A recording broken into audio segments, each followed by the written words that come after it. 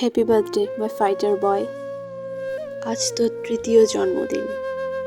দেখতে দেখতে 3টা বছর যে কোন দিকে চলে গেল টেরই পেলাম না। সিজার রুমে নর্মালে হওয়া তুই আমার সেই ফাইটার বয়। হাজার ঝড় ঝাপটা পেরিয়ে তুই আমার মুখে হাসি ফুটিয়েছিলি। তোর আর আমার জন্ম মাসটা যেমন একই, ঠিক ধান পূর্ণিমা পুজোর সময় আমাদের জন্ম। আমি কখনো বিশ্বাস করিনি আমি তোকে একা হাতে এতটুকু অবধি আনতে পারবো, কিন্তু ভগবানের কৃপায় আমি পেরেছি। নিজের মতো করে গড়ে তুলেছি। জানিস বাবা, এই ভিডিওটা কেন করছি? কারণ কোনো এক জন্মদিনে যখন তুই আমাকে পাশে পাবি না, ঠিক সেই দিন তুই যখন এই ভিডিও আর এই ভয়েসটা শুনবি, তখন বুঝবি ছোটবেলার মুহূর্তগুলো আমি হারাতে দিইনি।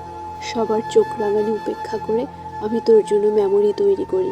আসলে কি বলতো, সময় চলে যায় কিন্তু স্মৃতি আর মানুষের কথা থেকে যায়। আমি তোকে অনেক বড় মাপের মানুষ করতে চাই। তোর কিছু একটা দেরিতে শুরু হচ্ছে বলে যারা কথা শোনায়, তুই তাদের যেন যোগ্য জবাব হয়ে উঠতে পারিস। ছায়ার মতো তোর বাবা পাশে ছিল আমার, তাই হয়তো এই 3 বছরের জার্নিটা আমার ততটুকু কষ্টদায়ক মনে হয়নি।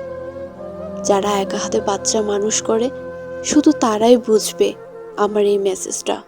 তবে যাই হোক, আমি ঈশ্বরের কাছে ধন্যবাদ জ্ঞাপন করছি, কারণ আমি একা না হলে হয়তো কখনো বুঝতামই না একটা বাচ্চা মানুষ করা কতটা পরিশ্রমের কাজ, আবার কতটা আনন্দদায়ক কাজও বটে।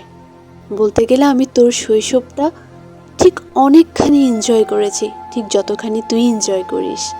তোর সাথে বাচ্চা হয়ে যাওয়া, তোর প্রতিটা দুষ্টুমিকে ক্যামেরা বন্দি করে রাখা, তোর জন্য এই যে পেজ, এই মেমোরিটা ধরে রাখা, একটা অন্যরকম অনুভূতি।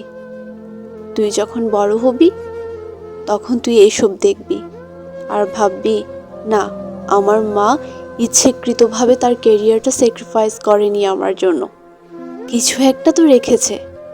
জানিস, আমি ঠিক সেই দিনটার অপেক্ষায় আছি। Just we are happy family.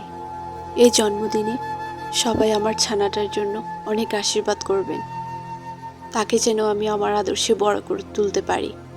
সে যাতে আর কিছু না হোক, একটা বিবেকবান মানুষ হয়, যাতে অন্যের উপকারে আসতে পারে।